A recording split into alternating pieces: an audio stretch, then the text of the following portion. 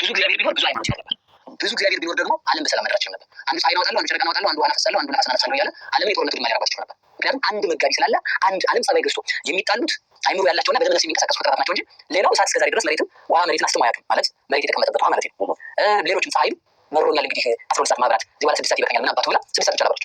ጨረቃ መሮኛል ሌሊት ከኮከብ ጋር እያደርኩ ከፀሐይ ጋር ነው ማብራት ብላ ሄዳ ጠቅ እና ዓለም ጸባይ ገዝቶ እንዲኖር ወይም በዓለም የተሰሩ ፍጥረታት የክረምት መግባት፣ የክረምት መውጣት፣ የበጋ መምጣት፣ የአበቦች የጽጌረዳዎች የነፋሳት መንፈስ ነፋሳትን የሚያነስ ብርሃናትን የሚያመላልስ ከላስን የሚያፈስ አንድ ጌታ ስለሆነ ወጥተው እንዳያልቁ የሚጠብቃቸው አንድ እግዚአብሔር ስላለ ሁለት እግዚአብሔር ቢኖር ከአንዱ እግዚአብሔር ጋር ሲጣላ ሁለት ነገር ሊፈጠር ነበር ማለት ነው። ሁለት ነገር አንድ እግዚአብሔር መኖሩ አንድ ዓለምን በአንድ ጸባይ ስቦ ወደ ዘሳረቁ ዓለም ባቲካል እንዳለ ሊቁ ዓለምን በአንድ ቃል በመፍጠሩ የተነሳ አንድ እግዚአብሔር አለ። አንድ እግዚአብሔር ከመኖሩ የተነሳ አንድ ሃይማኖት አለ። አንድ እግዚአብሔር ካለ በዓለም ላይ ያለው አንድ ሃይማኖት አንድ ሃይማኖት ካለ እግዚአብሔር የሚቀበለው አንድ ሃይማኖት እንጂ ፈላስፋዎች እንደሚሉት አንድ ፈላስፋ አለ አሉ። እነሱ ምንድነው ያለው?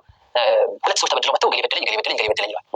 መልካም ምንድነው አንተ የተበደለው? እንደዚህ አለቀሰ አለ ሰው። ከዛ ሳንደስ እንደዚህ አለ። ሁላችንም ልክ ነው ወጥቶ ሁሉ ልክ ነው።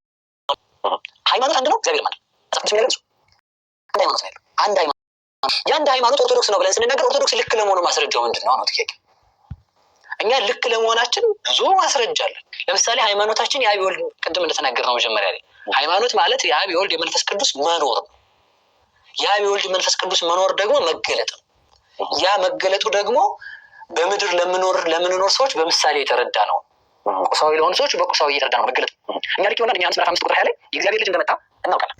እኛ ልክ ይሆናል። የእግዚአብሔር ልጅ መጥቶ የእግዚአብሔር ልጅ እንደነገረን ስለኖረ ለእግዚአብሔር ሳሉ ዘረግ ማለት ነው የተከሰው። እግዚአብሔርን ያየው የለም ግን አንድ ልጅ ሰው ሆኖ ነገረን። ሰው ሆኖ ከነገረንም እግዚአብሔርን አልቦ ያምሮ ላብ ዘነበ ወልድ ባይቶ ለዘፈቀደ ወልድ ከሰጥቶ እግዚአብሔርን የሚያውቀው ወልድ ነው አለ። ከወልድ በቀር አብን የሚያውቀው የለም አለ። ወልድ ሊገልጥለት ከወደደ በቀር እግዚአብሔርን የሚያውቀው እግዚአብሔር ከሆነ እግዚአብሔርን ሰው ካወቀው ሰው ራሱ ወይ እግዚአብሔር መሆን አለበት ማለት። ስለዚህ እግዚአብሔርን የምናውቀው ተመራምረን ሳይሆን ያንን የተገለጠውን እግዚአብሔር በስነ ፍጥረት መርምረን ወይንም በተሰጠን ሕሊና ተመራምረን እግዚአብሔር ራሱ ተገልጦልን እግዚአብሔር ነው የምናውቀው። ስለዚህ እንደዚያ ከሆነ ማስረጃችን ምንድን ነው? ልክኛ ብቻ ነን የሚለውን ሀሳብ ያዘ።